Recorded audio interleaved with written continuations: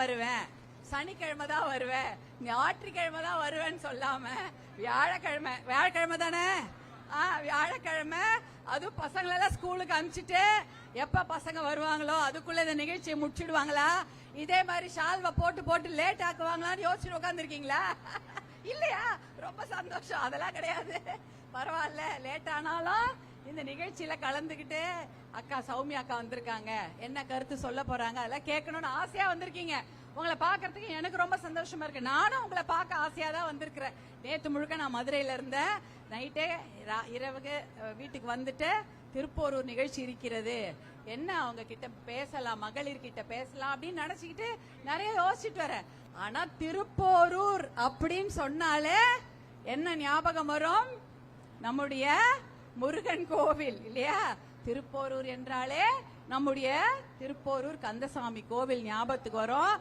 எல்லாரும் போயிருக்கீங்களா? யார் யார் போவாதவங்க? போவாதவங்களே கிடையாது, எல்லாருமே அந்த திருப்போரூர் முருகன் கோயில் போயிருப்போம். நானும் பல முறை போயிருக்கிறேன். அதே போல திருக்கழுக்குன்றமும் இந்த மாவட்டம், செங்கல்பட்டு மாவட்டத்துல 2 ஒன்றியம் இருக்குன்னா, ஒன்னு திருப்போரூர், ஒன்னு திருக்கழுக்குன்றம். இரண்டுமே ஒரு மிகப்பெரிய பழமை வாய்ந்த கோவில்கள். திருக்கழுக்குன்றம் என்றால் வேதபுரீஸ்வரர் கோவில், மேல ஒரு சிவன், அங்க ஒரு கோவில் இருக்கு, மலை அடிவாரத்துல ஒரு கோயில் இருக்கு. 2 கோயிலுக்கும் போனவங்க கொஞ்சம் பேர் இருப்பாங்க. சில பேர் கீழே இருக்க கோயில் போயிருப்பாங்க, சில பேர் மேல இருக்க கோயில் போயிருக்க மாட்டாங்க. நான் 2 கோயில்களுக்குமே நான் போயிருக்கிறேன். சின்ன வயசுலயும் போயிருக்கிறேன், இப்பயும் நான் போயிருக்கிறேன். எல்லாருமே அந்த 2 கோயிலும் போயிருக்கோமா? மலையில நடந்து போயிருப்போம். இப்ப வந்து ரோப் கார் கேட்டுட்டு இருக்கோம், யாரும் போடல இல்லையாமா? ரோப் கார் வசதி செய்து கொடுக்கிறோம், ரோப் கார் வசதி செய்து கொடுக்கிறோம் சொல்லியே இழுத்துட்டு போயிட்டாங்க. இன்னும் எந்த ரோப் காரும் செய்யல. இருந்தாலும் திருக்கழுக்குன்றம் அந்த வேதபுரீஸ்வரர் கோயில் மலையாவே இருக்காருன்னு சொல்லுவாங்க. நான் இந்த பகுதியில கார்ல தான் போவோம். இந்த பகுதி எங்க வீடு இங்கதான் பக்கத்துல இருக்குது, ஈசிஆர் அந்த கிழக்கு கடற்கரை சாலையில இருக்கு.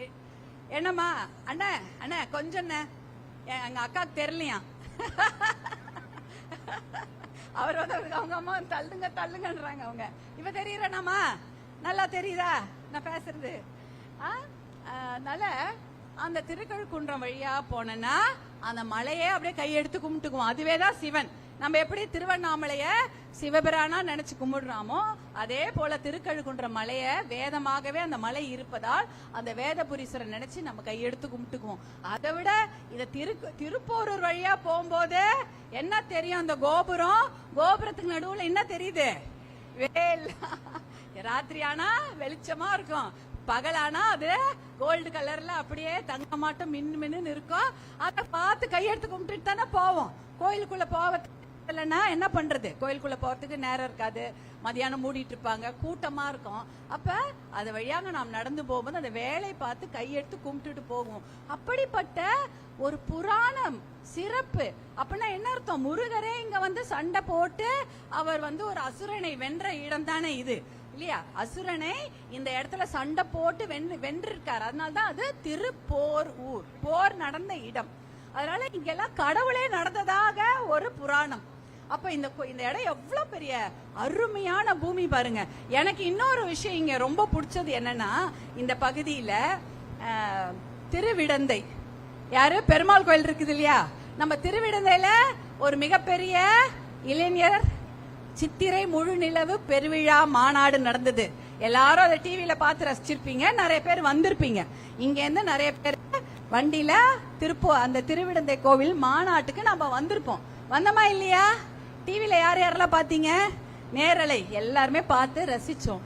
ஒரு விஷயம் என்னன்னா, ஒரு பெரிய அதிசயம் அன்று நடந்தது. அன்றைக்கு சென்னையில அடை மழை, மதுராந்தகத்துல மிகப்பெரிய மழை. ஆனா திருவிடந்தை பக்கத்துல இருக்க கிராமத்துல மழை. ஆனா திருவிடந்தையில மழையே இல்ல. தெரியல அந்த கதை. அந்த திருவிடந்தையில நம்மளுடைய மாநாடு நடக்கும் பொழுது மழை பெய்யுற மாதிரி இருந்தது, ஆனா மழை பெய்யவில்லை. அப்படிப்பட்ட ஒரு அதிசயம் நிறைந்த பூமி தான் இந்த திருப்போரூர், செங்கல்பட்டு மாவட்டம். அதனால இங்க வந்து இது ஒரு மேஜிக், என்ன சொல்றது, ஒரு அதிசயங்கள் நிறைந்த பூமி திருப்போரூர். அடுத்தது வரலாற்று சிறப்பு. வரலாற்று சிறப்பு என்னன்னா, இங்க மாமல்லபுரம் எங்க இருக்கு? இந்த பக்கம் தானே. மாமல்லபுரமும் இந்த திருப்போரூர் இந்த தொகுதியில் தான் வருது. இப்ப மாமல்லபுரத்தை அங்க இருக்கிற அந்த பகீரத அந்த சிற்பங்கள், அந்த 5 ரத கோவில்கள், பஞ்சபாண்டவருடைய கோவில், இதையெல்லாம் கட்டுனது யார்? யாருமா? நம்முடைய முன்னோர்கள் பல்லவர்கள். நம்முடைய முன்னோரான பல்லவர்கள் இதே பூமியில ஆட்சி செஞ்சிருக்காங்க. அவங்க இதெல்லாம் கட்டி இருக்கிறாங்க. அப்பனா நம்ம இந்த மாநாடு இப்ப இன்னைக்கு மீட்டிங் நடக்குது இந்த இடத்துல. அப்ப யாரெல்லாம் நடந்திருப்பாங்க யோசிச்சு பாருங்க.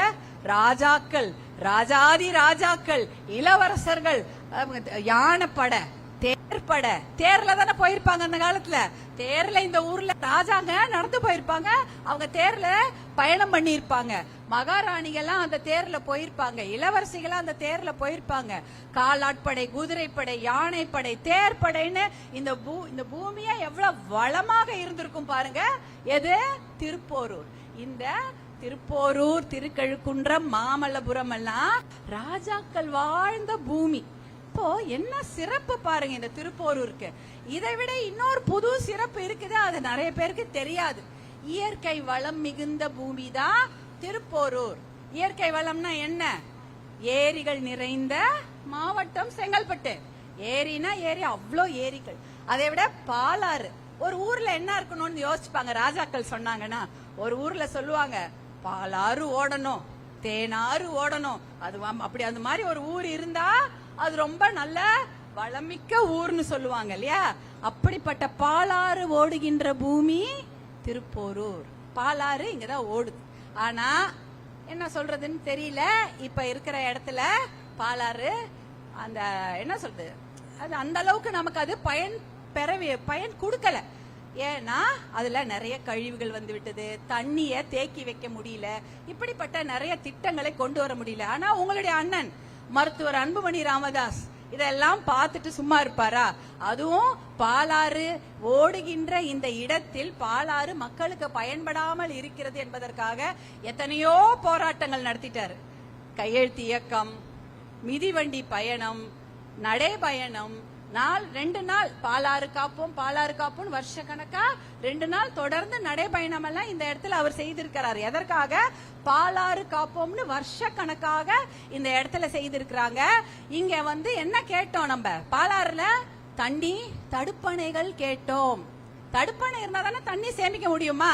இன்னைக்கு நீங்க தண்ணி இல்ல, நாளைக்கு தண்ணி வருது. அப்ப என்ன எப்படி பண்ணுவீங்க? வீட்டுல என்ன பண்ணுவீங்க தண்ணியை சேமிச்சு வைக்க? பாத்திரம், அண்டா குண்டா, டேங்க்ல முதல்ல தண்ணி ஏத்திக்குவோம் கரண்ட் இருந்ததுன்னா, இல்லையா? இப்ப வீட்டுல எவ்வளவு பெரிய பெரிய பாத்திரங்கள் இருக்கும், அதுல எல்லாம் தண்ணிய நிரப்பி வைத்துக் கொள்வோம். எதற்கு? இன்னைக்கு தண்ணி வந்திருக்குது, நாளைக்கு தண்ணி வரல. அப்ப நம்ம தண்ணியை சேமித்து வைத்தால் தான் நாளைக்கு அந்த பெண்களுக்கு சமைக்க முடியும், குழந்தைங்களுக்கு தண்ணி கொடுக்கணும், குளிக்கணும், வீடு துடைக்கணும், எல்லாத்துக்கும் தண்ணி வேணும். அப்படி இருக்கும்போது இந்த பாலாறு தண்ணி அநியாயமாக கடல்ல கலக்குது. அப்ப எப்படி இதை சேமிக்க வேண்டும் என்றால் தடுப்பணைகள் கட்டணுமா இல்லையா? பாலாறுல எத்தனை தடுப்பணைகள் கட்டியிருக்காங்க தெரியுமா? ஆதி காலத்துல வெள்ளைக்காரர்கள், அதாவது பிரிட்டிஷ்காரர்கள் நம்மை ஆட்சி செய்த போது கட்டின ஒரே தடுப்பணை தான் இவ்வளவு நாள் இருந்திருக்குது. அந்த ஒரே தடுப்பணை. அதற்கப்புறம் தடுப்பணைகளே கட்டப்படவில்லை. தடுப்பணை இருந்தாதான் தண்ணி சேமிக்க முடியும். நம்ம வீட்டிலேயே தண்ணி சேமிச்சு வைக்கிறோம். அப்போ ஒரு அரசாங்கம் அந்த தண்ணியை சேமிச்சு வைக்கணுமா இல்லையா? அதுவே செய்யவில்லை. அப்புறம் உங்களுடைய அண்ணன் அன்புமணி தான் எத்தனையோ போராட்டங்கள்லாம் செய்து இப்ப 3 தடுப்பணைகளை கட்டியிருக்காங்க. ஒண்ணு வயலாமுரா, வயலாமூர்ல ஒண்ணு, வள்ளிபுரம் ஒண்ணு. வள்ளிபுரத்துல தடுப்பணைகள் கட்டியிருக்காங்க, 3 தடுப்பணைகள். இதனால கட்டுனதுனால என்ன ஆச்சுன்னா, எனக்கு தெரிஞ்சு இப்பதான் கட்டி முடிச்சிருக்கிறாங்க. கட்டி முடிச்சதுல இருந்து எல்லார் வீட்டு கிணத்துலயும் தண்ணி அந்த பகுதியில் நிக்குது. நம்ம வீட்டு கிணத்துல தண்ணி நின்று எவ்வளவு நாள் ஆச்சு? கிடையவே கிடையாது. தண்ணி நின்று ரொம்ப நாள் ஆச்சு. நீங்க முன்னாடி தண்ணியில குடத்துல கயிறு கட்டி அதை கிணத்துல உள்ள விட்டு அப்படி சேர்ந்தனா தண்ணி வருமா வராதா? குழந்தைங்க எல்லாம் அதை ஜாலியா செஞ்சுன்னு இருப்பாங்க. அவங்களுக்கு ரொம்ப பிடிக்கும் தண்ணி சேர்ந்துறதெல்லாம். ஆனா இப்ப எதுவும் தண்ணி நீங்க உள்ள விட்டா பக்கெட்ல ஒண்ணும் கிடையாது, ஒண்ணும் வராது, எங்கேயோ அடியில பாதாளத்துல இருக்குது. ஆனா இந்த 3 தடுப்பணைகள் மருத்துவர் அன்புமணி அவங்க அண்ணன் போய் போராட்டம் பண்ணி அந்த தடுப்பணைகளை இந்த வள்ளிபுரம் இந்த பகுதியில எல்லாம் கொண்டு வந்ததுனால அந்த பகுதியில் இருக்கக்கூடிய கிணற்றில் இன்றைக்கு தண்ணீர் வற்றாமல் வருகிறது. எனக்கு தெரிஞ்ச அந்த பக்கத்துல எத்தனையோ ஊராட்சி தலைவர் இருக்காங்க. அதுல ஒரு ஊராட்சி தலைவர் இவருடைய பனையூர் அலுவலகத்துக்கே வந்து மருத்துவர் அன்புமணிய நன்றி தெரிவிச்சுட்டு போனாங்க. ஏன்னா அவர் காலங்காலமாக அவர்கிட்ட 22 ஏக்கர் நிலம் வச்சிருந்தாராம். அந்த 22 ஏக்கர் நிலத்துல தண்ணி இல்லாததுனால வெறும் 5 ஏக்கர் தான் விவசாயம் செய்திருக்கிறார். 5 ஏக்கர் தான் நான் விவசாயம் செஞ்சிருக்கிறேன். ஆனா இந்த 3 தடுப்பணைகள் கட்டிய பின்பு என்னுடைய கிணற்றில் தண்ணீர் வருகிறது, என்னால் 22 ஏக்கரும் பயிர் செய்ய முடிகிறது. அதுக்கு காரணம் நீங்கள் செய்த அழுத்தமும் போராட்டம் தான் சொல்லிட்டு இவரை நன்றி தெரிவிச்சுட்டு போறாங்க. அப்படிதான் எல்லாம் ஒரு திட்டம் செய்ய வேண்டும். ஒரு தலைவர் என்றால் என்ன செய்யணும்? மக்களுக்கான திட்டங்களை கொடுக்க வேண்டும். சும்மா பேரை கொடுத்தா போராது. யோசிச்சு பாருங்க, பிரம்மாண்டமான விழா நடத்தினாங்களா 2006ல, எதுக்கு? பட்டா கொடுக்கறதுக்கு. இன்னைக்கு அந்த பட்டா கேன்சல்னு சொல்றாங்க. 2006ல பிரம்மாண்டமான விழாவை நடத்தி எல்லோருக்கும் வீட்டு மனை பட்டா கொடுத்தார்கள். இன்று அந்த பட்டா செல்லாது. ஏனென்றால் கனவிலம் திட்டத்துல அந்த பட்டா செல்லாது என்று அறிவித்திருக்கிறார்கள். அப்படி என்ன, அது என்ன மக்கள் திட்டம்? ஒரு திட்டம் என்று செய்தால் அது தொடர்ந்து வர வேண்டும். இப்போ உங்க அண்ணா அன்புமணி இருக்காரு, அவர் 2004ல இருந்து 2009 வரைதான் மத்திய சுகாதாரத்துறை அமைச்சரா இந்தியாவில் இருந்தார். அன்றைக்கு அவர் கொண்டு வந்த திட்டம் இன்னி வரைக்கும் ஓடுது. என்ன திட்டம்? 108 ஆம்புலன்ஸ். இன்னை வரைக்கும் அந்த திட்டம் ஓடுது. அவர் அமைச்சராகவே இல்ல. அதுக்கப்புறம் கிட்டத்தட்ட 15 வருடங்கள் ஆயிடுச்சு, 16 வருஷம் கூட ஆயிடுச்சு. ஆனா அவர் அமைச்சரா இல்ல. யாராலையுமே அந்த 108 ஆம்புலன்ஸ் நிறுத்த முடியல. ஏன்னா அப்படிப்பட்ட ஒரு நல்ல திட்டம், மக்களுக்கு பயன்பு உள்ள ஒரு திட்டம் இன்றைக்கு வரை டெல்லியில இருந்து அவரு தமிழ்நாட்டுக்கு கொடுத்தது 1350 ஆம்புலன்ஸ் இன்னி வரைக்கும் ஓடுது. 1350 108 ஆம்புலன்ஸ் இன்றைக்கு வரை நம் மக்களுக்கு பயன்பட்டு கொண்டிருக்கிறது. ஏன்னா அவசரத்துக்கு நீங்க வயிற்று வலி, பிரசவ வலி, வழியில ஏதாவது அடிபட்டுச்சு, குழந்தைங்களுக்கு ஏதாவது பிரச்சனை, வீட்டுல பெரியவங்களுக்கு பிரச்சனைனா முதல்ல நீங்க போன் போடுறது எதுக்கு? 108 ஆம்புலன்ஸ். ஒரு 15-20 வருஷத்துக்கு முன்னாடி அப்படி ஒரு ஆம்புலன்ஸ் இருந்ததா? கிடையவே கிடையாது. எதுக்கு போன் போடுவீங்க? இப்ப 108க்கு. அதுக்கு முன்னாடி எதுலயே என்ன பண்றது தெரியாது, அழுது நிப்பாங்க பொம்பளைங்க. ஐயோ அடிபட்டுச்சே, பிரசவ வலி வந்துருச்சே, யார போய் கூப்பிடுறது, எங்க போய் கூப்பிடுறது? நடுராத்திரியா இருந்தாலும் பெரிய பிரச்சனை. பைக்ல போனோம், டிராக்டர்ல போனோம், மாட்டு வண்டியில போனோம், சைக்கிள்ல போனோம், இப்படிதான் போனோம் இல்லையா? வேற வழி கிடையாது. எல்லார் வீட்லயும் அப்பெல்லாம் கார்லாம் இருக்காது. இப்பயாவது கொஞ்சம் வீட்டுல எல்லாம் கார் வச்சிருக்காங்க. அப்பெல்லாம் வந்து மாட்டு வண்டி, டிராக்டர், சைக்கிள், பைக்கு இதான் இருக்கும். இதுலதான் போவாங்க. வயிற்று வலி வந்தாலும் ஏதாவது உடம்பு முடியலன்னா அருகில் உள்ள மருத்துவமனைக்கு. ஆனா இன்றைக்கு ஒரு நிமிஷம் யோசிக்கிறது இல்ல, ஒரே நம்பர். இப்ப வேற வேற நம்பர் கொடுத்தா போடுவீங்களா? சென்னைக்கு ஒரு நம்பர், ராணிப்பேட்டைக்கு ஒரு நம்பர், டெல்லிக்கு ஒரு நம்பர். நீங்க இந்த ஊர்ல இருந்து பக்கத்து ஊருக்கு போயிருக்கிறீங்க, அங்க ஏதாவது வயிற்று வலி வந்துச்சுன்னா என்ன நம்பர் சொல்வீங்க? கஷ்டம். ஒரு ஊருக்கு ஒரு நம்பர் தர முடியாது. ஆனா அதனால்தான் இந்தியா முழுக்க ஒரே நம்பர் 108 என்ற நம்பரை இந்தியா முழுக்க அறிமுகப்படுத்தியது. நம்மை போன்ற மகளிர் எந்த ஒரு கஷ்டமும் இல்லாம ஒரே நம்பருக்கு போன் போட்டா ஒரு வண்டி வந்து உங்க அவசரத்துக்கு வந்து நிக்கணும். இது அமெரிக்கால இருக்க சிஸ்டம். 911 ஒரு நம்பர் போட்டா எல்லா வண்டியும் வருமா எல்லார் வீட்டுக்கும். அதே போன்ற ஒரு திட்டத்தை 108 ஆம்புலன்ஸ் என்ற திட்டத்தை மக்கள் கொடுத்தார். எதுக்காக? அன்புமணி அதை கொண்டு வந்தார், மகளிருக்காகவும் குழந்தைங்களுக்காகவும். அந்த மாதிரிதான் திட்டம் கொண்டு வரணும். நீங்க என்ன ஒரு திட்டத்தை கொண்டு வரீங்க, அப்புறம் நீங்க உங்க ஆட்சி போன அப்புறம் அந்த இன்னொரு ஆட்சி வரும்போது அதை தூக்கி போட்டுறாங்க. அப்படிலாம் திட்டம் கொண்டு வரக்கூடாது. ஒரு சஸ்டைனபிள் ஒரு டெவலப்மெண்டல் ப்ராஜெக்ட் அப்படி என்றால் தொடர்ந்து அந்த திட்டம் மக்களுக்கு செயல்படுத்தப்பட வேண்டும், அவர்களுக்கு உபயோகப்பட்டு கொண்டே இருக்க வேண்டும். அப்படிப்பட்ட திட்டத்தை கொண்டு வந்தவர் உங்களுடைய அண்ணா அன்புமணி தான் அந்த திட்டத்தை கொண்டு வர்றார். அதே போல ஆஸ்பத்திரிக்கு போனா ஊசி போடுறோமா இல்லையா? ஊசியே யார் போட்டுக்க மாட்டீங்க, எல்லாரும் போட்டுக்குவீங்களா? யாருக்கு ரொம்ப பயம்? ஊசி எடுத்துன்னு வந்தாலே பயப்படுவாங்க. பரவாயில்ல, இப்ப எல்லாம் ஒண்ணும் இல்ல, அந்த காலத்துல பயப்படுவாங்க. ஏன் தெரியுமா? ஒரே ஊசி, அதை சுத்தண்ணில கழுவி கழுவி போடுவாங்களா இல்லையா? அரசு மருத்துவமனையில சின்ன பசங்களுக்கு தெரியாது, ஏன்னா அவங்க இப்பதான் பிறந்திருக்கிறாங்க. பெரியவங்களுக்கு எல்லாருக்கும் தெரியும். அரசு மருத்துவமனையில் ஒரே ஒரு ஊசி இருக்கும், இரும்பு ஊசி இருக்கும். உங்களுக்கு போட்ட ஊசியை கழுவி இன்னொருத்தர் போடுவாங்க, அதை கழுவி இன்னொருத்தர் போடுவாங்க. கிட்டத்தட்ட 10-15 பேருக்கு போட்டப்பறம் அந்த ஊசி குத்துனோடனே அப்படியே உயிர் போயிட வலிக்கும், கர்ன்னு உள்ள இறங்கும், சத்தமே கேட்கும் நிறைய பேருக்கு. அந்த மாதிரிதான் அந்த ஊசி போடுவாங்க. ஆனா உங்களுடைய அண்ணன் அன்புமணி வந்தவொடனே என்ன சொன்னாரு? தனியார் மருத்துவமனைகளில் கிடைக்கப்படக்கூடிய தரமான மருத்துவம் ஏழை மக்களுக்கும் கிராமத்து மக்களுக்கும் கண்டிப்பாக கிடைக்க வேண்டும். அவங்க அரசு மருத்துவமனைக்கு போனால் ஒரு முறை பயன்படுத்தி தூக்கி எறியக்கூடிய ஊசியை தான் இனிமேல் எல்லோரும் பயன்படுத்த வேண்டும்னு சட்டத்தை கொண்டு வர்றார். இனிமேல் எந்த ஆஸ்பத்திரியில் போய் உங்க ஊசி எடுத்து இன்னொருத்தர் போட முடியுமா? போடவே மாட்டாங்க. மலேரியா பேஷண்ட்டுக்கு போட்ட ஊசியோ, எய்ட்ஸ் பேஷண்ட் போட்ட ஊசியோ, கால்ரா பேஷண்ட்டுக்கு போட்ட ஊசியோ உங்களுக்கு வராது. நம்ம குழந்தைங்க பொழைச்சாங்களா இல்லையா? ஆமா. இதெல்லாம் இது மாதிரி திட்டங்களை இனி வரைக்கும் அவர் 2009 மத்திய சுகாதாரத்துறை அமைச்சர் பதவியிலிருந்து விலகிட்டாரு. அதுக்கப்புறம் அவரு அமைச்சராக இல்ல, வேற யாரோ வராங்க, வேற யாரோ அமைச்சரா இருக்காங்க. ஆனா அந்த திட்டத்தை தூக்கி எறிய முடியவில்லை. ஏன்னா அப்பேற்பட்ட நல்ல திட்டம். அந்த திட்டங்களுக்காக தான் அவர் பரிசு வாங்குறாரு. எங்க ஐநா சபையில பரிசு வாங்குறாரு, அமெரிக்கால பரிசு வாங்குறாரு, ஜெனீவால பரிசு வாங்குறாரு, டெல்லியில பிரசிடென்ட் பரிசு கொடுக்கறாங்க. இந்த மாதிரி நல்ல திட்டங்களை தான் கொண்டு வர வேண்டும். வாங்கம்மா உட்காரு. இப்படிப்பட்ட நல்ல திட்டங்களை கொண்டு வர வேண்டும். இந்த திட்டங்களை எல்லாம் தான் நம்ம அதிகமாக மக்களிடையே எடுத்து செல்ல வேண்டும். ஆனா இங்க என்ன நடக்குது? நான் சொன்னேன்ல, இவ்வளோ இயற்கையான ஒரு ஊர் திருப்போரூர்னு. இந்த திருப்போரூர்ல இப்ப பாத்தீங்கன்னா இங்க 2 திட்டம் நல்ல திட்டங்கள் கொண்டு வராங்கன்னு சொல்றாங்க. அது திட்டமா என்னன்னு எனக்கு தெரியல. அது நம்மளுடைய நிம்மதியை குலைக்கும் திட்டமானு கூட சொல்ல தெரியல. என்னவென்றால் இப்ப பாத்தீங்கன்னா கழிவேலி அப்படின்றாங்க. திருப்போரூர் கழிவேலி தானேம்மா? திருப்பூர் கழிவேலி என்றால் என்ன? பிராக்கிஷ் வாட்டர்னு இங்கிலீஷ்ல சொல்லுவாங்க. பிராக்கிஷ்னா நன்னீரும் கடல் நீரும் கலக்கக்கூடிய இடம். நல்ல தண்ணி, கடல் தண்ணி. கடல் தண்ணி உப்பா இருக்கும், நல்ல தண்ணி உப்பு இல்லாம நல்லா இருக்கும், குடிக்கிறதுக்கு தேனாட்டம் இருக்கும். இது ரெண்டும் கலக்கக்கூடிய இடம் தான் கழிவேலி. தமிழ்நாடு முழுக்க நிறைய கழிவேலிகள் இருக்கிறது. அதுல முக்கியமான இடம் திருப்போரூர். இந்த திருப்போரூர்ல பாத்தீங்கன்னா இந்த கலக்கக்கூடிய இடத்துல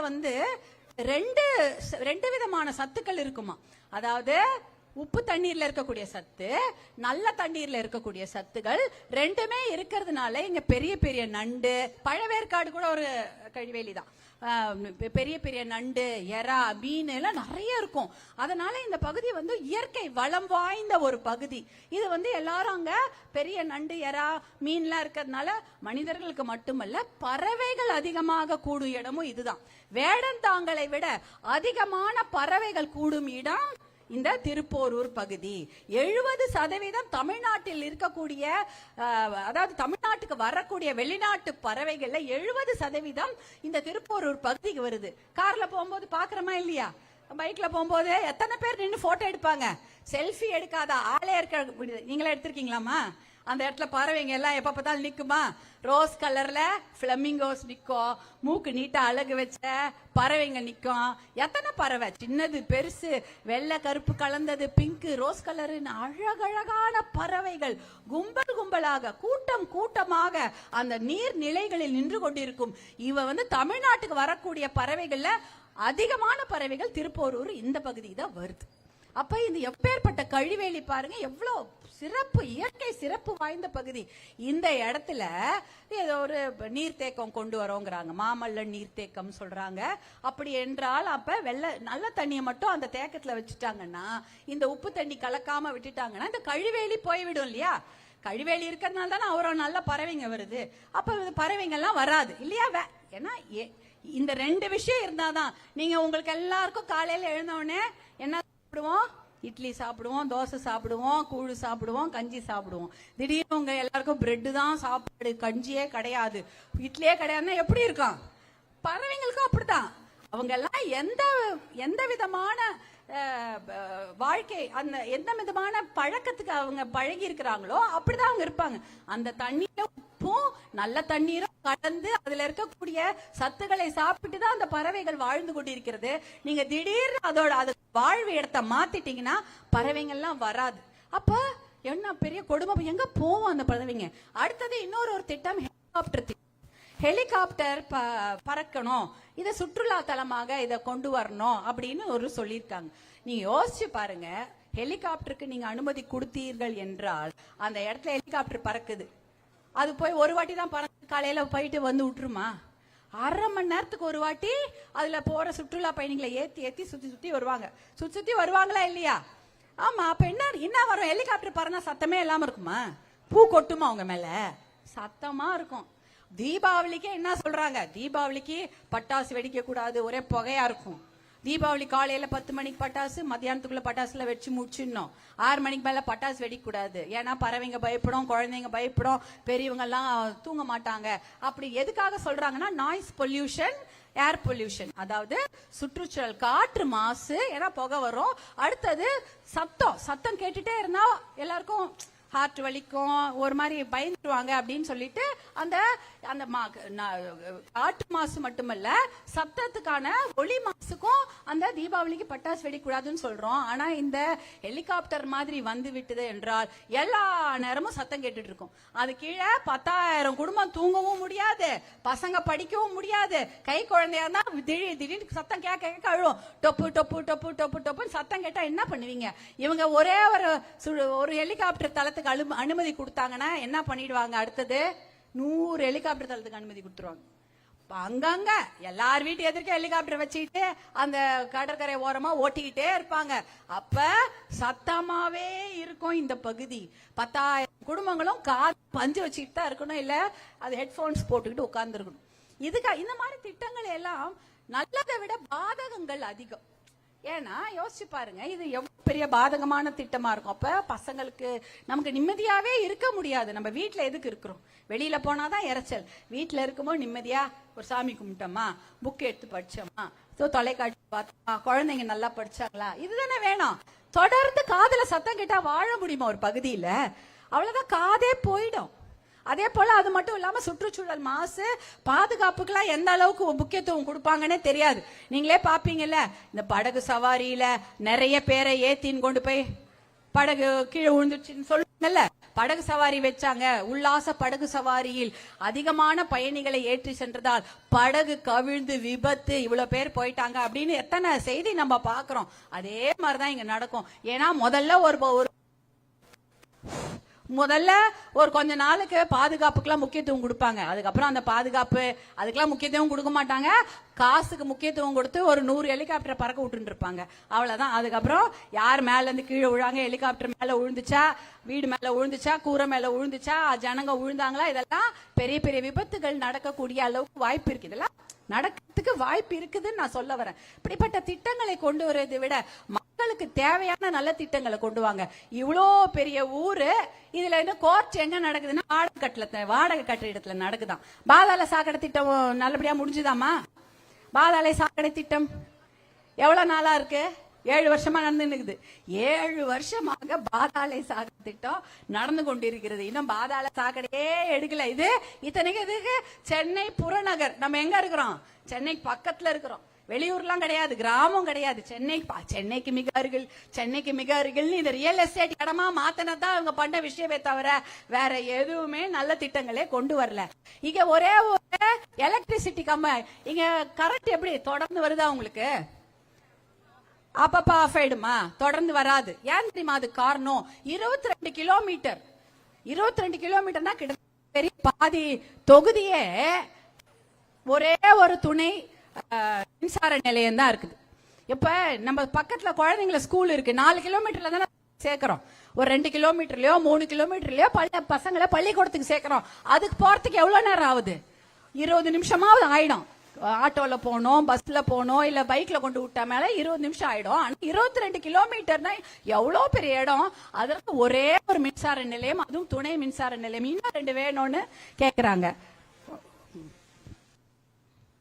ஆக இந்த மாதிரி நல்ல திட்டங்களை அவர்கள் கொண்டு வரவில்லை. இப்ப கல்பாக்கம் அணு மின் நிலையம் இங்க இருக்கு. அதுல நிறைய பேருக்கு வேலை செய்யறாங்க. அதே மாதிரி ஏகப்பட்ட தொழிற்சாலைகள் இந்த ஊர்ல இருக்கு. விவசாயம் பத்தி இன்னும் நான் பேசவே ஆரம்பிக்கல. விவசாயத்தை பத்தி பேச ஆரம்பிச்சா அவ்வளவுதான். இன்னும் தொழிற்சாலைகள் ஜப்பான் சிட்டியில எத்தனை பேரு நிலம் கொடுத்தவங்க? 2000 ஏக்கர். 2000 ஏக்கர்னா 10 கிராமம். 10 கிராமத்தை காலி பண்ணி ஜப்பான் சிட்டின்னு ஒரு இடத்துல அந்த தொழிற்பேட்டையை உருவாக்கி இருக்காங்க. அங்க 10 தொழிற்சாலை நடக்குது. அங்க நம்ம பசங்க யாராவது வேலை செய்யறாங்களாமா? கை தூக்குங்க. யாரா வேலை செய்யற? வேலை செய்யாதவங்கன்னா தான் கை தூக்குவாங்க. யாருக்குமே வேலை கொடுக்கல. நிலம் கொடுத்த அந்த விவசாயிகள் அவங்க பசங்களுக்கு என்ன நம்பி வேலை நிலத்தை கொடுத்துருப்பாங்க? ஐயோ, நாளைக்கு நம்ம தான் விவசாயம் செய்யறோம், நம்ம பசங்களாவது இந்த பெரிய பெரிய கம்பெனில வெள்ளை சட்டை வெள்ளை பேண்ட் போட்டுக்கிட்டு நல்லபடியா வேலை செய்யணும்னு நீங்க கொடுத்திருப்பீங்க. ஆனா அங்க வேலை கொடுக்கவில்லை. ஜப்பான் சிட்டில வேலை கொடுக்கவே இல்லை. அப்படின்னா இந்த நிலத்தை வாங்கினீங்களே, அப்ப இந்த விவசாயிகளுக்கு என்னதான் பதில் சொல்றீங்க? இப்ப எல்லா ஊர்லயும் சட்டம் இருக்கிறது.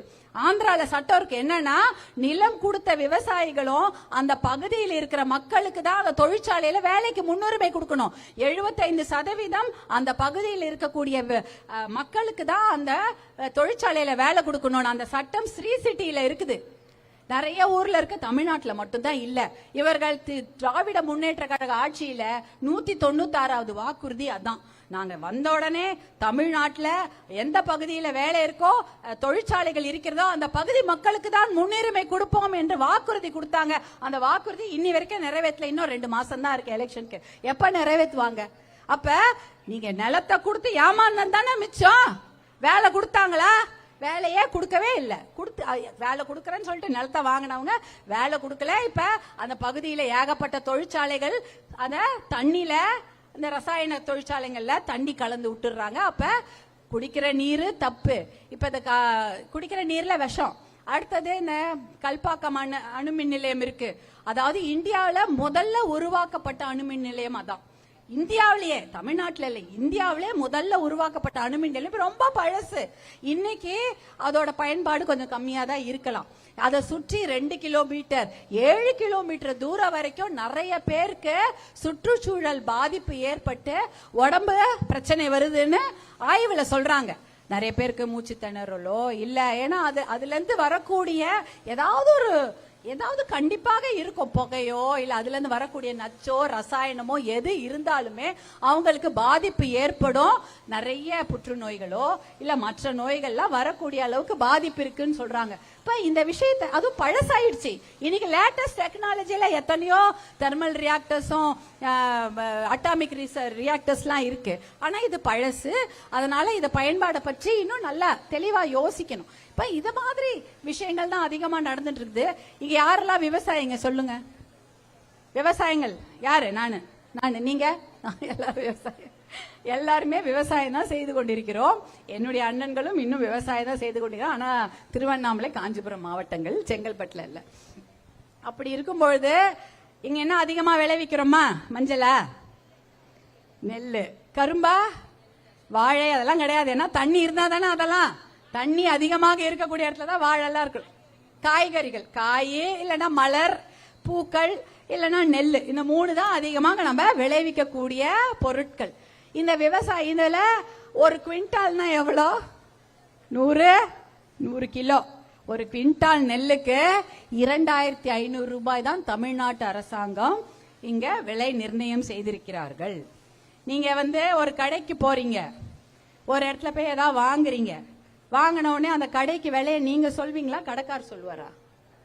கடைக்காரர் தானே சொல்வார். இந்த புடவை வாங்கின்னு வரீங்க, அவர் என்ன விலை சொல்வாரோ அதை கொடுத்துட்டு தானே வாங்கிட்டு வருவீங்க. ஆனா விவசாயிக்கு மட்டும் அந்த கதி கிடையாது. அவங்க யாரோ விலை வைப்பாங்க. நீங்க விளைவிக்கிற பொருளுக்கு நீங்கள் விலை சொல்ல முடியாது. கஷ்டப்படுறது நீங்க, வெயில்ல இறங்கி வேலை செய்யறது நீங்க, சேத்துல காலை வைக்கிறது நீங்க, களை எடுக்கிறது நீங்க, தண்ணி கஷ்டப்பட்டு அதுல கொண்டு வந்து கொட்டி அந்த நாத்து நட்டு அதை விளைவிக்கிறது நீங்க, களை பறிச்சு அதுக்கப்புறம் அறுவடை பண்ணி மூட்டை கட்டி அதை கிளீன் பண்ணி சுத்தம் பண்ணி கொண்டு போய் ஒரு இடத்துல போடுவீங்க இல்லையா? எங்க நம்மளுடைய அந்த நெல் கொள்முதல் நிலையங்கள், ரைஸ் ப்ரொக்யூர்மெண்ட் ஃபேக்டரின்னு சொல்லுவாங்க, ரைஸ் ப்ரொக்யூர்மெண்ட் சென்டர். அதாவது நேரடி நெல் கொள்முதல் நிலையங்கள்ல போய் போடுறீங்க. ஒரு மூட்டைக்கு எவ்வளவு வாங்குறாங்க? 250 ரூபாவா கமிஷன்? ஆமா. அப்புறம் ஒரு மூட்டைக்கு 60 ரூபாய், ஒரு குவிண்டாலுக்கு 250 ரூபாய்.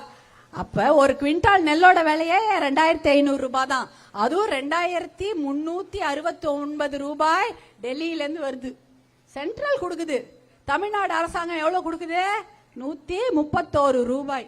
131 ரூபாய் கொடுத்துட்டு அதுல கமிஷனா அவன் வாங்கிக்கிறது எவ்வளவு? 250 ரூபாய்.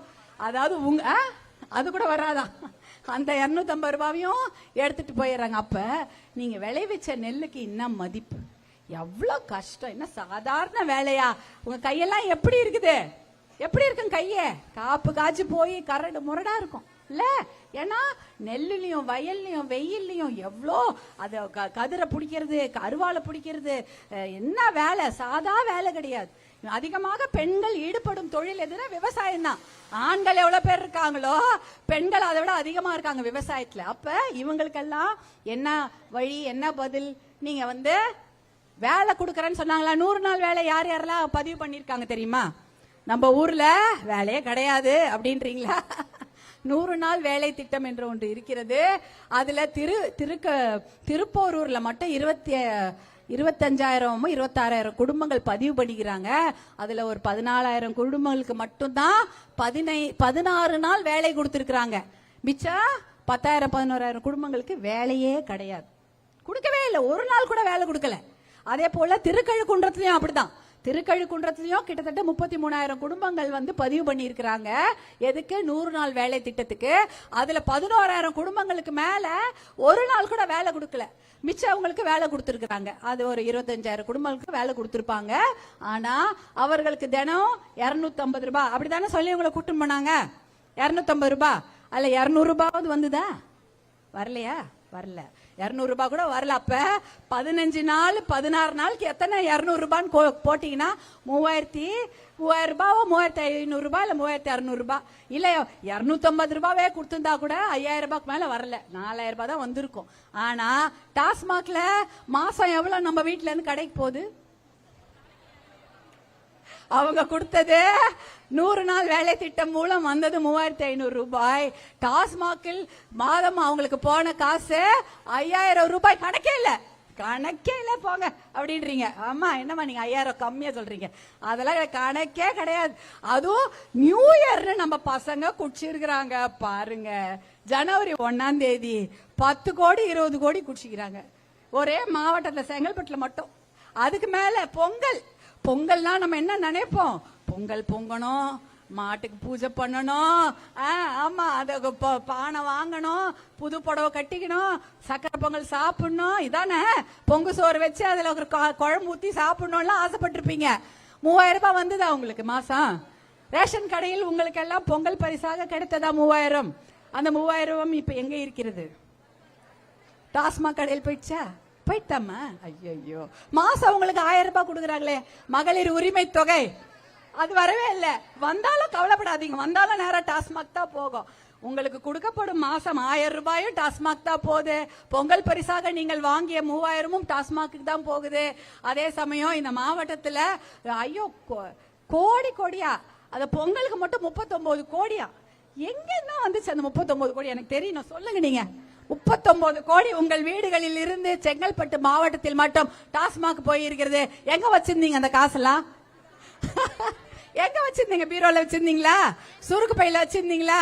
பசங்களுக்காக நீங்கள் சேமித்து வைத்த அந்த காசை கொண்டு போய் டாஸ்மாக்லயே எல்லாம் தொலைச்சிட்டாங்க. நம்ம என்ன பண்றது சொல்லுங்க? ஏன்னா அவங்களுக்கு வேலை இல்லை. பசங்க நல்லா படிக்கிறாங்க, ஆனா அவங்களுக்கு வேலையே கிடையாது. படிச்ச பசங்களுக்கு வேலையே கொடுக்கல. இவங்க என்ன சொல்றாங்க? நாங்க வேலை வாய்ப்பு தருகிறோம், 1 லட்சம் வேலை வாய்ப்பு, 5 லட்சம் பேருக்கு நாங்கள் வேலை வாய்ப்பை உருவாக்குவோம். ஒன்னும் கொடுக்கல. யாருக்கும் எந்த வேலை வாய்ப்பும் கொடுக்கவே இல்லை. சும்மா அத அரசு வேலைன்றதே கிடையாது. இருக்கிறவங்க எல்லாம் எடுத்து போட்டுன்னு இருக்கிறாங்க. எடுத்து அரசு வேலையில இருந்து தூக்கி போட்டுட்டு இருக்கிறாங்க. எத்தனை பேர் போராட்டம் பண்றாங்க பாருங்க.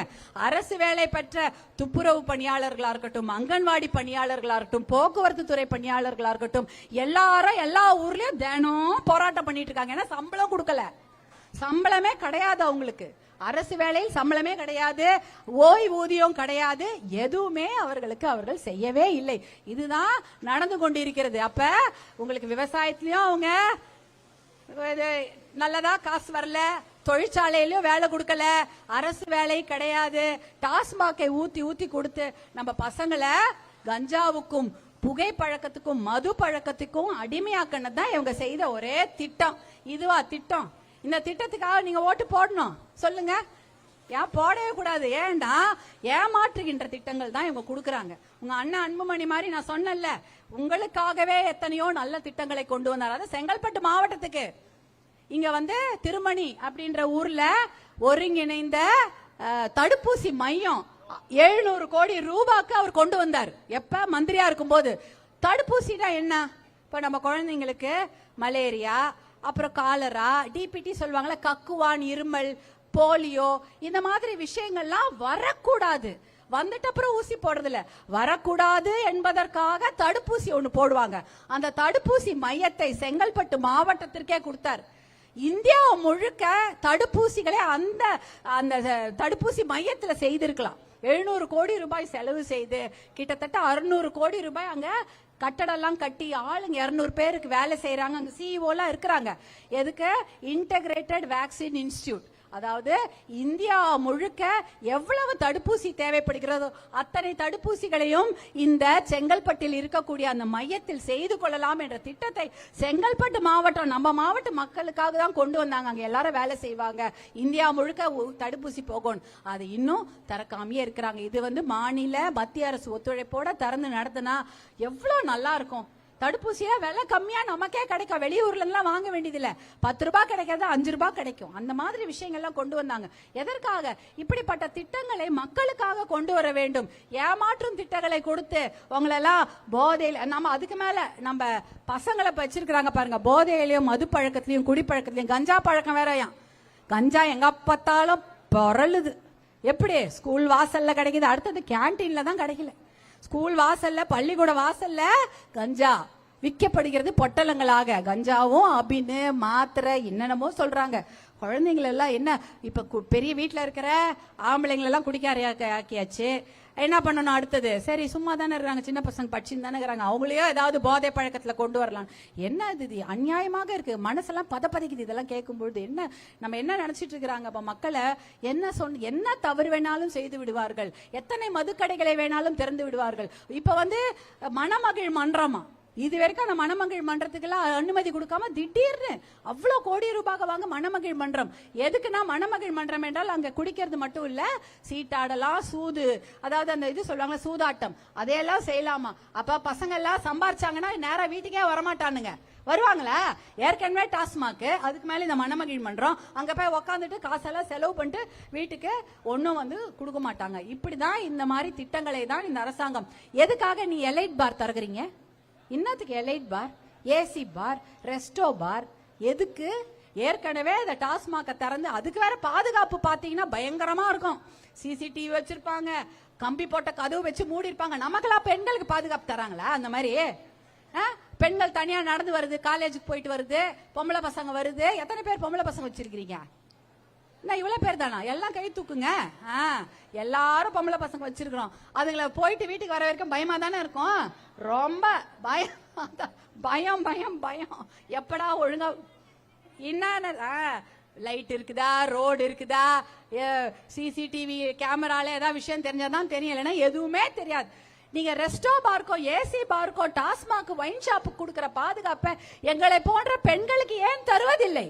நீங்க இத்தனை பேருக்கு போலீஸ் போடுங்க, பெண் போலீஸ் போடுங்க, அவங்களுக்கு பாதுகாப்பு கொடுங்க. எல்லா இடத்துலயும் தெரு தெருவா சிசிடிவி வச்சு அந்த தப்பு செய்யறவங்களை கண்காணிங்க. அங்கெல்லாம் வைக்கல. டாஸ்மாக்கு அவ்வளவு பெரிய சிசிடிவி பாதுகாப்பு, அதுக்கு வேற ஏகப்பட்ட கியூ. அது நம்ம பசங்களை சொன்ன பாவம், அவங்க வேலையும் இல்லை ஒன்றும் இல்லை, நேரம் அங்கே போய் நின்றுறாங்க, வர்ற காசெல்லாம் கொண்டு போய் அங்கே கொடுத்துட்றாங்க. ஆனால் பெண்கள் பாதுகாப்பு என்பது மிகப்பெரிய கேள்விக்குறி. அப்போ நம்ம என்ன பண்ணணும்? பெண்கள் ரொம்ப ஜாகிரதையா இருக்கணும். ஜாகிரதையா இருக்கணுமா இல்லையா? பெண்களுக்கு என்ன சொல்லி வளர்க்குறோம்? மா சீக்கிரம் வந்துருமா, டான்ஸ் கிளாஸ், பாட்டு கிளாஸ் எல்லாம் போகாதீங்க, என்னது போயிடாதீங்க, நீங்க படிச்சீங்களா வீட்டுக்கு வந்து சேருங்க. இதே விஷயத்த உங்க பசங்களுக்கும் சொல்லி கொடுத்து வளங்க. எத்தனை பேருக்கு ஆம்பளை பசங்க வச்சுக்கிறீங்க? கூப்பிடுங்க, கை தூக்குங்க. இதே விஷயத்த பசங்களுக்கும் சொல்லுங்க, ஒழுங்கா வீட்டுக்கு வந்து சேரணும். இல்லைன்னா கெட்ட பழக்கம், கெட்ட பழக்கத்து தான் போவாங்க. பெண்களுக்கு இருக்கக்கூடிய அத்தனை கட்டுப்பாடுகளையும் ஒழுக்க விதிகளையும் ஆண்களுக்கும் கற்றுக் கொடுங்கள். அது ரொம்ப ரொம்ப முக்கியம். ஏன்னா அப்பதான் அவங்க நாளைக்கு அந்த பெண்களை மதிப்பாங்க இல்லையா? வெளியில போகும்போது அவன் இன்னொரு பொண்ணை பார்த்தா தப்பா நினைக்க மாட்டான். ஐய அப்படி இப்ப என்ன நடக்குது? கும்பலாக கூட்டிட்டு கொண்டு போய் கும்பல் பாலியல் வன்கொடுமைன்னு கேட்டு கேட்டு அப்படியே அப்படியே ஹார்ட் எல்லாம் வெடிச்சிடுது. எத்தனை தான் கேட்கறது ஒரு நாளைக்கு? அது ரொம்ப கொடுமையாக இருக்கிறது. அது கூட்டு பாலியல், ஒருத்தர் தனியா வரதில்லை, ஏன்னா தைரியமும் கிடையாது, ஒண்ணும் கிடையாது. 10 பேரா சேர்ந்து ஒரு பொண்ணை தூக்கின்னு போறது, சின்ன குழந்தையில இருந்து பெரியவங்க வரைக்கும் கூட்டிட்டு போய் 10 பேர் சேர்ந்து அந்த குழந்தைய, அந்த பொண்ணுங்களை டார்ச்சர் பண்ணி அதுங்களை கொடுமை செஞ்சு கொண்டு போய் ஒண்ணு தூக்கி போட்டுறாங்க, இல்லைன்னா தூக்கி எங்கன்னா போட்டுறாங்க. எல்லாம் ரொம்ப பாதுகாப்பு என்பது ரொம்ப தினம் ஒண்ணு நடக்குதுமா, பேப்பர் எடுத்து பாருங்க, தினம் நடக்குது. நடக்காம இல்லை. இதற்கெல்லாம் காரணம் மது பழக்கம், குடிப்பழக்கம், அடுத்தது கஞ்சா பழக்கம். இதை தமிழ்நாட்டை விட்டு ஒழிக்க வேண்டும். அதை ஒழிப்பேன் என்று கூறக்கூடிய தலைவர் யாருன்னா உங்களுடைய அண்ணன் மருத்துவர் அன்புமணி தான். ஒரே நாள்ல இதை நான் ஒழித்து காட்டுவேன் அவர் சபதமா சொல்றார். அதனால பெண்களாகிய நீங்கள்லாம் உங்க அண்ணன் அன்புமணி பின்னால நீங்க இருக்க வேண்டும். அவர் நல்ல விஷயங்களை தான் உங்களுக்கு செய்யணும்னு நினைக்கிறாரு, ஏற்கனவே செஞ்சிருக்கிறார். இன்னும் செய்வதற்கு, நல்ல விஷயங்களை பெண்களுக்கும் குழந்தைகளுக்கும் நம்ம குடும்பங்களுக்கும் செய்வதற்கு அவர் காத்து கொண்டிருக்கிறார். அவருக்கு வாய்ப்பு ஒண்ணுதான் வேணும். அந்த வாய்ப்பை பெண்களாகிய நீங்கள் எல்லாம் அவருக்கு அளிக்க வேண்டும் என்று உங்களை எல்லாம் நான் அன்போடு கேட்டுக்கொள்கின்றேன். அவர் பின்னாடி அன்புமணி அண்ணன் பின்னாடி நீங்க எல்லாம் இருக்க வேண்டும் என்பதை நான் உங்களை எல்லாம் அன்போடு கேட்டுக்கொள்கின்றேன். ஒற்றுமையாக இருங்கள். இந்த சட்டமன்ற தேர்தல் வருதா, இன்னும் நிறைய புதுசா நான் கேள்விப்பட்டேன், டிவி கொடுப்பாங்க, ஃபேன் கொடுப்பாங்க எல்லாம் கேள்விப்பட்டேன். ஏதோ எல்இடி டிவி, என்னப்பா நான் மறந்துட்டேனே ஒண்ணு சொல்றாங்க போல, படிக்கிறேன் சொல்றேன். அதாவது புதுசாக எல்இடி கொடுப்பாங்கன்னு ஏதோ நான் கேள்விப்பட்டேன். எல்இடிக்காக நீங்கள் மாற்றி ஓட்டு போட்டீர்கள் என்றால் உங்களுடைய பிள்ளைகளுடைய தலையெழுத்தை நீங்களே மாத்தி எழுதுறீங்கன்னு அர்த்தம். ஏன்னா மறுபடி இவர்கள் வந்துவிட்டால் இன்னும் 100 டாஸ்மாக் கடைகளை இந்த மாவட்டத்தில் திறப்பாங்க. பசங்களுடைய வாழ்க்கை ரொம்ப பெரிய கேள்விக்குறியாயிடும். அவங்க உடல் நலம் பாதிக்கும், மனநலம் பாதிக்கும், அவங்க வாழ்க்கையே பாதிக்கும். அதனால தவறுகளை அவங்க செய்ய தயாராக இருக்கிறார்கள். அதை பணம் கொடுத்து மறைத்து விடலாம் என்பதற்கும் தயாராக இருக்கிறார்கள். அந்த தவறை நீங்க செய்யக்கூடாது. அவங்க எத்தனையோ தவறு செஞ்சுட்டாங்க, எத்தனையோ பணம் கொடுத்து அந்த தவறை மறைக்க பார்த்துட்டாங்க. ஆனா நீங்கள் அந்த தவறை, தாய்மார்களாகிய நீங்கள் அந்த தவறை செய்யாதீங்க. நீங்கள் தவறாக ஓட்டு போட்டு விடுகிறீர்கள் என்றால் உங்கள் குழந்தைகளுடைய தலையெழுத்தை நீங்களே தவறாக எழுதுறீங்கன்னு அர்த்தம். ஞாபகம் வச்சுக்கிறீங்களா? உள்ளாட்சி இப்ப சட்டமன்ற தேர்தல், இது உள்ளாட்சி தேர்தல் வருது. எத்தனை பேர் கவுன்சிலர் ஆகணும்னு ஆசைப்படுறீங்க? வார்டு கவுன்சிலர், மாவட்ட கவுன்சிலர், ஒன்றிய கவுன்சிலர். உள்ளாட்சி தேர்தலில் 50% இடஒதுக்கீடு பெண்களுக்கு தான். நீங்க தான் கவுன்சிலர் ஆக முடியும், ஒன்றிய கவுன்சிலர் ஆக முடியும், வார்டு மெம்பர் ஆக முடியும், மாநகராட்சி கவுன்சிலர் ஆக முடியும். நீங்க தான் ஆக முடியும். வீட்டுல இருக்கவங்க எல்லாம் ஆக முடியாது. 50% பெண்களுக்கு தான். அதனால நீங்க எல்லாம் தைரியமா இருக்கணும், நிறைய விஷயங்களை தெரிஞ்சுக்கணும். என்னடா உட்காந்து இந்த அம்மா கிளாஸ் எடுத்தாங்களே அப்படின்னு நினைச்சுக்கிறீங்களா? அதெல்லாம் நினைச்சுக்காதீங்க. நிறைய விஷயம் தெரிஞ்சாதான் நாளைக்கு நம்ம பசங்களும் நம்மள மதிப்பாங்கம்மா. இல்லன்னா அம்மாக்கு என்ன தெரியும்? அதுக்கு ஒண்ணும் தெரியாது. நம்ம என்னமோ கற்காலத்துல பிறந்த மாரி, அதனால ஒண்ணும் தெரியாது அப்படின்னு சொல்லிவிடுவாங்க. அதனால அவங்களுக்கெல்லாம் நீங்க விஷயம் நிறைய தெரிந்து கொள்ளுங்கள். இந்த மாதிரி மெம்பர்லாம் ஆனீங்கன்னா உங்க தெருவுக்கு வேண்டியதோ உங்கள் பகுதிக்கு வேண்டியதோ நீங்களே நல்லா செஞ்சு கொள்ளலாம். இதெல்லாம் ஞாபகம் வச்சுங்க. இன்றைக்கு திருப்போரூர் தண்டலமூர்ல ஏதோ டாஸ்மாக் கட்டடம் கட்டுறாங்களாம். அதுல பக்கத்துல அது என்ன இது? நீங்க கேட்டது என்ன? ஒரு அரசு மருத்துவமனை வேணும்னு கேக்குறீங்க. இங்க பிரைவேட் ஹாஸ்பிட்டல் நிறைய இருக்கு, இங்க ஒரு அரசு மருத்துவமனை இருக்குதா? இல்ல. டாஸ்மாக் கேட்டோமா? நம்ம கேட்கவே இல்ல. எதுக்கு இன்னொரு புது டாஸ்மாக்? ஒரு கவர்மெண்ட் ஹாஸ்பிட்டல் ஏதோ ஒண்ணு கட்டிட்டு போங்களா. அதெல்லாம் கட்டல. என்ன போங்க, சொல்லிட்டேன், அது சொல்லிட்டேன். இன்றைக்கு இந்த நிகழ்ச்சிக்கு இவ்வளவு நேரம் அமைதியாக ஒருத்தர் கூட எழுந்தே போவல. இன்முகத்தோடு நான் பேசுறதுக்கெல்லாம் பதில் வேற கொடுத்தீங்க. என்னுடைய அன்பு சகோதரிகள், உங்களெல்லாம் பார்த்ததுல ரொம்ப ரொம்ப ரொம்ப மகிழ்ச்சி. இந்த நிகழ்ச்சியை ஏற்பாடு செய்த என்னுடைய அன்பு சகோதரர்களுக்கும், உங்களுக்காக இந்த அன்பு சகோதரிகள் தான் கொடி பிடிச்சிட்டு போவாங்கம்மா. நீங்க எல்லாம் வீட்டுல இருப்பீங்க. பஸ் கட்டண உயர்வு, பால் கட்டண உயர்வு, மின்சார கட்டண உயர்வு எதுக்காகவோ இங்க மேடையில இருக்காங்க பாருங்க. இவங்கெல்லாம் தான் கழுத்துல அந்த துண்டு போட்டுட்டு கொடி பிடிச்சிட்டு போய் சண்டை போட்டு வருவாங்க. இந்த சகோதரிகள்லாம் தான் நீங்கள் பார்க்க வேண்டிய உங்களுடைய கதாநாயகிகள். இந்த அண்ணன்கள் தான் உங்களுக்காக போராட்டம் பண்ணுவாங்க. உங்களுக்கே அந்த விஷயம் தெரியாது. அப்படிப்பட்ட இவர்கள்லாம் நீங்க உங்களோட இருப்பாங்க. நானும் உங்களோட தான் இருப்பேன். உங்க அன்புமணியும் உங்களோட தான் இருக்காரு. அவர் எப்பயுமே என்னுடைய சகோதரிகளான என்னுடைய கிராமத்துல இருக்க இருக்கக்கூடிய தாய்மார்கள், என்னுடைய அந்த குழந்தைகளுக்காக தான் அன்புமணி இருக்கிறாரு. அதனால நல்லா ஞாபகம் வச்சுக்கோங்க, மருத்துவர் அன்புமணி உங்களுடன் இருக்கிறார். நீங்களும் மருத்துவர் அன்புமணியுடன் தான் இருக்கிறீர்கள் என்ற அந்த பாசத்தோடு உங்களிடமிருந்து விடைபெறுகிறேன். மிக்க நன்றி. இன்றைக்கு இந்த நிகழ்ச்சியில சிறப்பு விருந்தினராக கலந்து கொண்டவங்க என்னுடைய சகோதரி மருத்துவர் ரேணுகா டேவிட். வாங்க. இவங்க வந்து இந்த சிங்கப்பெண்ணை நிகழ்ச்சியை பார்க்கணும் என்பதற்காக வந்தாங்க. நான் சொன்ன திருப்போரூருக்கு வாங்க, நிறைய மகளிர் வருவாங்க, ரொம்ப நல்லா இருக்கும்னு சொல்லிட்டு கூட்டிட்டு வந்தேன். இவங்க வந்து ராணுவத்தில் மருத்துவராக வேலை செய்தவர்கள். ராணுவத்தில் மருத்துவராக வேலை செய்து இவங்க கணவர் கர்னல் டேவிட் தேவசகாயம் என்ற, நான் அவரை மரியாதையோடு அண்ணா என்று தான் குறிப்பிடுவேன். அவரும் ராணுவத்தில் இருந்தாரு. இவங்க 2 பேரும் ஓய்வு பெற்ற பின்பு ராணுவத்தில் உயிரிழந்த இவர்கள் குடும்பத்துக்கு அவ்வளோ செய்யறாங்க.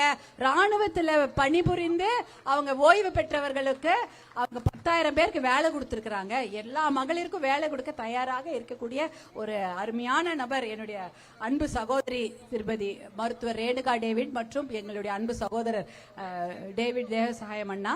அவங்களுக்கு என்னுடைய நன்றியை தெரிவித்துக் கொள்கின்றேன். இன்னைக்கு நீங்க வந்து உட்கார்ந்து இருக்கீங்க. உங்களை எல்லாம் பார்த்ததில் மிகுந்த மகிழ்ச்சி. ரொம்ப நன்றி. சாப்பாடு போட்டாங்களா, கொடுத்துட்டீங்களா? எல்லாம் தயாரா இருக்குதா? சரி, வெயில்ல வந்திருக்காங்க. சாப்பாடு தண்ணி இல்லைன்னா எனக்கு போன் பண்ணுங்க. நான் அப்புறம் எங்க ஒன்றிய செயலாளர்லாம் கேட்கறேன், மாவட்ட செயலாளர் கேட்பேன். ஓகேவா? ரொம்ப சந்தோஷமா உங்களெல்லாம் பார்த்ததில். பத்திரமா வீட்டுக்கு போங்க, ஒன்னும் பயம் இல்லை. நம்மளுடைய ஆட்சி கூடிய சீக்கிரம் இந்த தேர்தல் கழிச்சு வரும். அப்ப நம்முடைய பெண்களுக்கு பாதுகாப்பு, நம் குழந்தைகளின் வாழ்க்கைக்கு நல்ல உத்தரவாதத்தையும் கண்டிப்பாக தருவோம் என்று கூறிக்கொண்டு உங்களிடமிருந்து விடைபெறுகிறேன். நன்றி, வணக்கம்மா. நன்றி.